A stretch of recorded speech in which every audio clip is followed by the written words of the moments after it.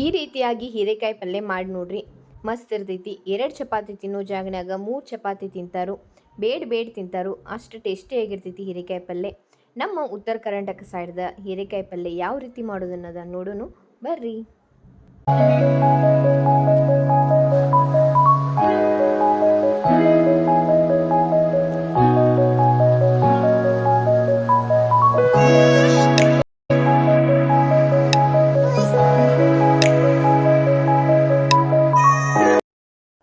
ಮೊದಲ ಶೇಂಗಾ ಹುರ್ಕೋರಿ,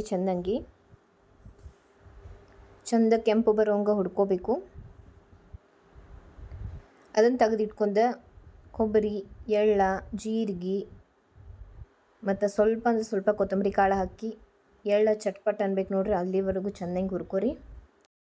ಯಾವುದೂ ಎಣ್ಗಾಯಿ ಮಾಡೋದಾಯ್ತಂದ್ರೆ ಹೀರೆಕಾಯಿ ಎಣ್ಗಾಯಿ ಆಗಲಿ, ಬದ್ನಿಕಾಯಿ ಎಣ್ಗಾಯಿ ಆಗಲಿ, ಹಿಂಗೆ ಡೊಣ್ ಮೆಣಸಿನ್ಕಾಯಿ ಎಣ್ಗಾಯಿ ಆಗಲಿ, ಯಾವುದು ಮಾಡೋದಿತ್ತಂದ್ರೆ ಅದಕ್ಕೆ ಮೇನ್ ಅಂದರೆ ಎಳ್ಳು, ಜೀರಿಗೆ, ಕೊಬ್ಬರಿ, ಶೇಂಗಾ ಇವು ಮೇನ್ ಇಂಪಾರ್ಟೆಂಟ್ ಪದಾರ್ಥ ನೋಡ್ರಿ. ಇವಿಲ್ದ ಅದು ಆಗಂಗೇ ಇಲ್ಲ. ಇಷ್ಟು ಎಲ್ಲ ಚಂದಂಗಿ ಹುರ್ಕೋರಿ. ಸಣ್ಣ ಗ್ಯಾಸ್ ಇಟ್ಟು ಚಂದಂಗಿ ಎಳ್ಳ ಚಟ್ಪಟ್ ಅಂತ ಸಿಡಬೇಕು, ಅಲ್ಲಿವರೆಗೂ ಚೆನ್ನಾಗಿ ಹುರ್ಕೋರಿ. ಇವೆಲ್ಲ ಹುರ್ಕೊಂಡಾದ್ಮೇಲೆ ಒಂದು ಸೈಡ್ ತೆಗೆದಿಡ್ರದನ್ನ.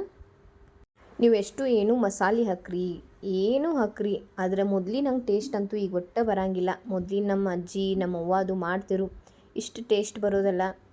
ಈಗ 3 ಚಪಾತಿಯನ್ನು ನೀವು 4-5 ಚಪಾತಿ ತಿಂತೀರಿ, ಅಷ್ಟು ಚಲೋ ಮಾಡ್ತಿರು.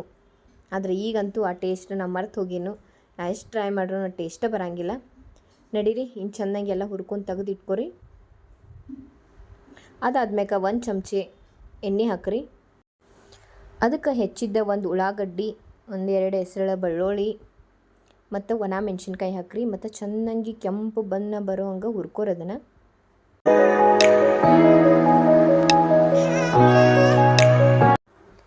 ಚೆನ್ನಾಗಿ ಹುರ್ಕೋರಿ. ಅದಾದ್ಮೇಲೆ ನಾವು ಅಷ್ಟು ಏನೇನು ಹುರಿದಿಟ್ಟಿದ್ದೀವಲ್ಲ ಅದನ್ನೆಲ್ಲ ಒಂದು ಮಿಕ್ಸರ್ ಜಾರ್ಗೆ ಹಾಕಿ ಅದ್ರ ಜೊತೆನ ಸ್ವಲ್ಪ ಅದ್ರೊಳಗೆ ಕೊತ್ತಂಬರಿ, ಉಪ್ಪು, ಸಕ್ಕರೆ ಮತ್ತು ಖಾರ ಹಾಕಿ ಸಣ್ಣಂಗಿ ರುಬ್ಕೋರಿ.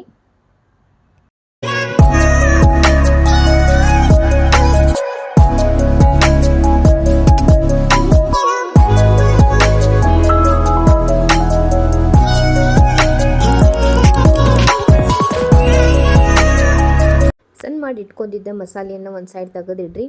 ಇನ್ನು ಸ್ವಚ್ಛಂಗಿ ಹೀರೆಕಾಯಿನ ತೊಳ್ಕೊಂಡು ಅದನ್ನು ಕಟ್ ಮಾಡಬೇಕು. ನಡೀರಿ ಹೀರೆಕಾಯಿ ಕಟ್ ಮಾಡೋಣ.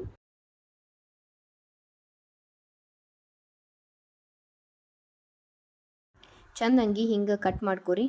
ಕಟ್ ಮಾಡ್ಕೊಂಡು ಆದ್ಮೇಲೆ 1 ಚಮಚೆ ಎಣ್ಣೆ ಹಾಕಿ ಇವ್ನು ಚಂದಂಗಿ ಮೆತ್ತಗಾಗೋವರೆಗೂ ಚಂದಂಗಿ ಹುರ್ಕೋರಿ. ಅದನ್ನು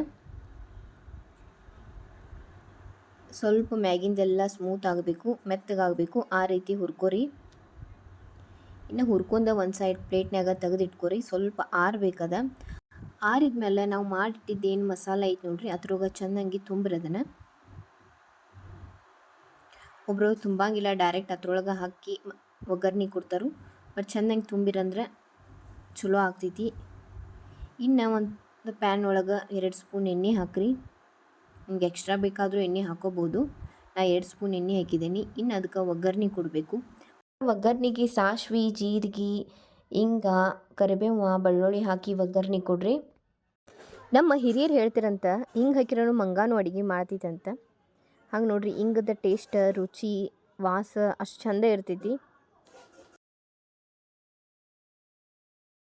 ಇನ್ನು ನಾವು ತುಂಬಿಟ್ಕೊಂಡಿದ್ದ ಹೀರೆಕಾಯಿಯನ್ನು ಅದ್ರೊಳಗೆ ಹಾಕಿ ಸ್ವಲ್ಪ ತೆಳಗ ಮ್ಯಾಗ ಮಾಡ್ಕೊರಿ.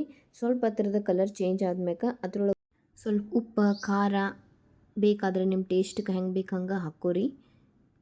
ಮತ್ತು ಅರಿಶಿನ ಅದು ಹಾಕ್ಕೊಂಡು ಮತ್ತು ಅದ್ರೊಳಗೆ ತೆಳಗ ಮ್ಯಾಗ ಮಾಡ್ಕೋರಿ. ಅದನ್ನು ಯಾರು ಖಾರ ಜಾಸ್ತಿ ತಿಂತಾರೋ, ಯಾರು ಕಮ್ಮಿ ತಿಂತಾರೋ ಅದನ್ನು ನೋಡಿ ನೀವು ಖಾರ ಜಾಸ್ತಿ ಹಾಕೋರಿ.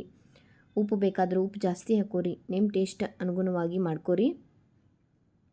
ಇನ್ನು ಅದಾದ್ಮೇಲೆ ಸ್ವಲ್ಪ ನೀರು ಹಾಕಿ ಅದನ್ನು ಕುದಿಯಾಕೆ ಇಟ್ಬಿಡ್ರಿ. ಚೆನ್ನಾಗಿ ಕುದಿಬೇಕು. ಗ್ಯಾಸನ್ನು ಸಣ್ಣ ಇಟ್ಟು ಅದನ್ನು ಮುಚ್ಚಿ ಕುದಿಯಾಕೆ ಇಟ್ಬಿಡ್ರಿ. ಒಂದು 5 ನಿಮಿಷ ಚೆನ್ನಾಗಿ ಕುದಿಬೇಕದ. ಯಾರೆಲ್ಲ ನನ್ನ ವಿಡಿಯೋ ಸಬ್ಸ್ಕ್ರೈಬ್ ಮಾಡೋದನ್ನ ನೋಡಾಕ್ತೀರಿ, ಪ್ಲೀಸ್ ಸಬ್ಸ್ಕ್ರೈಬ್ ಮಾಡಿರಿ, ಸಪೋರ್ಟ್ ಮಾಡಿರಿ. ನಡೀರಿ, ನಮ್ದು ತುಂಬಿದ ಹೀರೆಕಾಯಿ ಪಲ್ಯ ರೆಡಿ ಆಯಿತು. ಕೊತ್ತಂಬರಿ ಹಾಕ್ಲಿಕ್ಕೆ ನಮ್ಮ ಅಡುಗೆ ಕಂಪ್ಲೀಟ್ ಆದಂಗೆ ಆಗಂಗಿಲ್ಲ. ಕೊತ್ತಂಬರಿ ಹೆಚ್ಚು ಹಾಕ್ರಿ. ನೋಡ್ರಲ್ಲ, ನಮ್ದು ತುಂಬಿದ ಎಣ್ಗಾಯಿ ರೆಡಿ ಆಯಿತು. ನೋಡ್ರಿ, ಮಾಡಿರಿ, ತಿನ್ನಿರಿ. ಮತ್ತೆ ಸಿಗ್ತೀನಿ ನೆಕ್ಸ್ಟ್ ಬ್ಲಾಗ್ದಾಗ. ಬಾಯ್.